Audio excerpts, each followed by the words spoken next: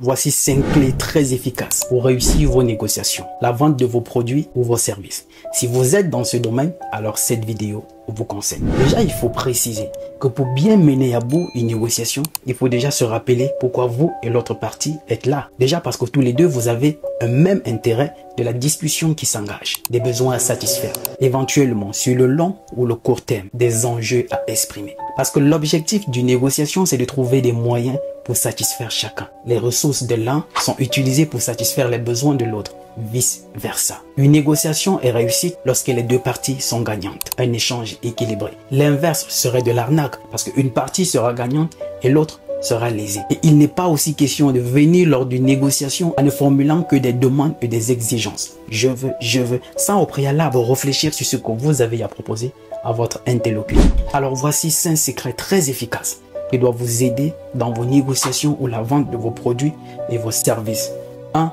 Rappelez le contexte général, les motifs de votre réunion, la raison pour laquelle vous rencontrez cette personne. C'est une présentation brève du projet et des objectifs, des enjeux, dates et détails techniques. Le projet doit être exposé de manière à montrer votre expertise et votre détermination. Si c'est des produits et des services, son efficacité. 2. Soyez à l'écoute de votre interlocuteur. Ne soyez pas cette personne qui parle de façon indéfinie. Ça devient un monologue. Et en agissant ainsi, cela laisse planer le doute et un manque de sincérité sur ce que vous proposez. Permettez un échange et une spontanéité pour demeurer crédible et professionnel. 3. Conservez vos arguments. Ne déballez pas tout dès votre première prise de parole parce que vous êtes tellement motivé à vouloir convaincre la personne qui est en face. Parce qu'au fur et à mesure que la discussion va évoluer, vous pouvez vous retrouver à court d'arguments et négociations. Alors prenez la marche. 4. Gardez un esprit ouvert et optimiste. Soyez convaincu et convaincant. Soyez convaincu sur ce que vous proposez.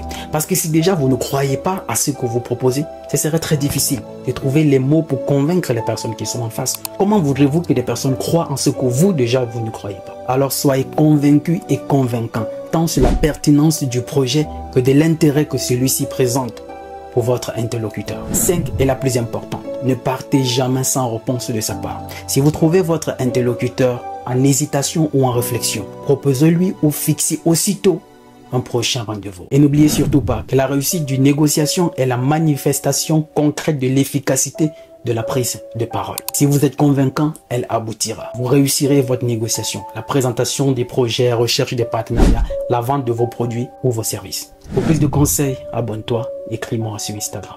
Je suis Roland Campbell, ton frère. Il n'est jamais trop tard pour recommencer. Parce que le rêve n'a pas de date d'expiration. Salut!